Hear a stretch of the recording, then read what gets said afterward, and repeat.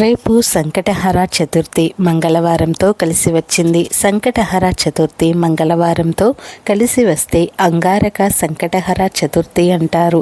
ఇలా కలిసి రావటం చాలా అరుదు. చాంద్రమానం ప్రకారం ప్రతి మాసంలో కృష్ణపక్షంలో వచ్చే చవితిని సంకటహర చతుర్థి అంటారు. ఈ రోజున వినాయక పూజ చేస్తే సర్వ విఘ్నాలు తొలగిపోతాయని నమ్మకం. గణేష పురాణంలో అనేక కథల రూపంలో సంకష్టహర గణపతి వ్రత ఆచరణ వలన కలిగే లాభాలను వివరించారు. ఆ ప్రకారం సంకష్టహర చతుర్థి వ్రతం చేస్తే పుత్ర సంతాన ప్రాప్తి, బ్రహ్మహత్య పాతకనాశనం, వికలాంగ దోష నిర్మూలనం, రాజ్య ప్రాప్తి, కుజదోష నివారణము, క్షయవ్యాధి నివారణము, బానిసత్వ విముక్తి, కృప ప్రయాణము, అకాల మృత్యుహరణము, కుష్ఠవ్యాధి నివారణము, జ్ఞానప్రాప్తి, మనో అభిష్టాలు, సిద్ధి, యుద్ధ విజయము, గురు అనుగ్రహము, ఇంద్రియ పటుత్వము మొదలైనవి అనేకము ప్రాప్తిస్తాయి. అయితే నేటి కాలంలో వాటన్నింటి అవసరం కూడా చాలామందికి లేదు. అందుకే సాధారణంగా ఈ వ్రతాన్ని వివాహాలకు ఆటంకాలను తొలగించేదిగా, సంతానాన్ని ప్రసాదించేదిగా, దూరమైన బంధువులను కలిపేదిగా, జాతక దోషాలను పోగొట్టడంలో సాటి లేనిదిగా తెలియజేస్తూ ఉంటారు. వినాయకుడు జ్ఞానము, బలము, ఐశ్వర్యము, సుఖము, అదృష్టములను ప్రసాదిస్తూ ఉంటాడు. తన భక్తుల కష్టాలను తొలగించేవాడు. పిల్లల పురోగతిని కోరుకునేవారు. సంకష్టహర చతుర్థి రోజున ఏదైనా గణేశుని ఆలయానికి వెళ్ళి పిల్లలు, ముఖ్యంగా ఆడపిల్లల చేతితో నువ్వులను దానం చేయించండి. ఇలా చేస్తే గణపతి అనుగ్రహం వలన జీవితంలో పురోగతి, విజయాలు లభిస్తాయి. కుటుంబంలో ఆనందము, శాంతితో పాటు సంపద పెరగాలని కోరిక ఉంటే సంకష్టహర చతుర్థి రోజు వినాయకుడికి వెండి గిన్నెలో జాజికాయ, లవంగము, తమలపాకులను సమర్పించండి. మీ పని విజయవంతం అవుతుంది. సంకష్టహర చతుర్థి రోజున పూజా సమయంలో గణేశునికి నెయ్యి దీపం వెలిగించాలి.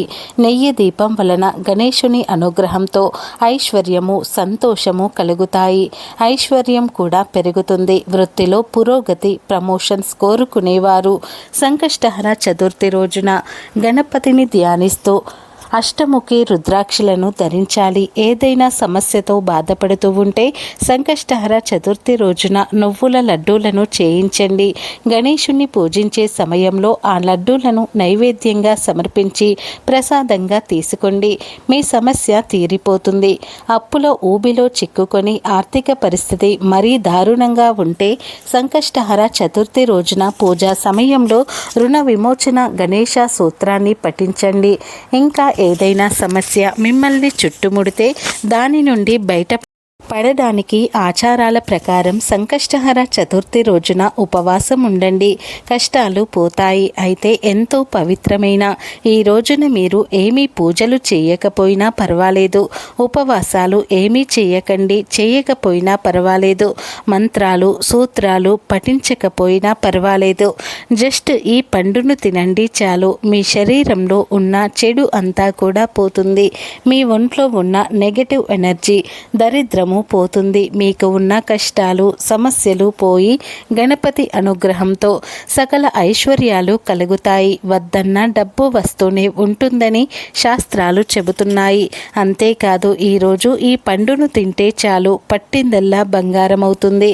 రాజయోగం పడుతుంది. సమస్యలు, బాధలు పోతాయి. మీ జీవితం అద్భుతంగా మారిపోతుంది. మీ సుడి తిరిగిపోతుంది. మరి ఇంతకీ ఈ సంకటహర చతుర్థి రోజున ఏ పండును తినాలి అనే విషయాన్ని ఇప్పుడు మనం ఈ వీడియోలో అయితే పూర్తి వివరంగా తెలుసుకుందాం. ఫ్రెండ్స్, అంతకన్నా ముందు మా వీడియో కనుక మీకు నచ్చినట్లయితే లైక్ చేయండి, షేర్ చేయండి. అలాగే మా ఛానల్ని తప్పకుండా సబ్స్క్రైబ్ చేసుకోండి. ఇక వీడియోలోకి వస్తే ఈ సంకటహర చతుర్థి రోజున మీరు పూజలు, ఉపవాసాలు ఏమి చేసినా చేయకపోయినా ఒక తమలపాకును తీసుకొని ఆకులో 2 అరటి పండ్లను పెట్టి వాటిని గణపతి ఫోటో ముందు పెట్టి నమస్కారం చేసుకుని గంట తర్వాత ఆ తమలపాకును అరటి పండ్లను తీసుకొని తినాలి. ఈరోజు ఇలా తమలపాకును లేదా అరటి పండ్లు రెండింటిలో ఏదో ఒకటి తింటే గంటలో మీ ఒంట్లో ఉన్న దరిద్రమంతా కూడా పోతుంది, కష్టాలు పోతాయి, గణపతి అనుగ్రహం వస్తుంది, వద్దన్న ఐశ్వర్యం వస్తుందని శాస్త్ర పండితులు చెబుతూ ఉన్నారు. కాబట్టి ఈ సంకటహర చతుర్థి రోజున ప్రతి ఒక్కరూ కూడా తమలపాకును లేదా అరటి పండును లేదా అరటి పండ్లు తమలపాకు రెండింటినీ కూడా తిని శుభాలను పొందండి. మా వీడియో కనుక మీకు నచ్చినట్లయితే లైక్ చేయండి, షేర్ చేయండి. అలాగే మా ఛానల్ని తప్పకుండా సబ్స్క్రైబ్ చేసుకొని మాకు సపోర్ట్ చేయండి. అలాగే ఈ వీడియో నచ్చితే కామెంట్ బాక్స్లో ఓం గం గణపతయే నమః అని తప్పకుండా కామెంట్ అయితే చేయండి. ఈ వీడియోని మీరు పూర్తిగా చూసినందుకు ధన్యవాదాలు.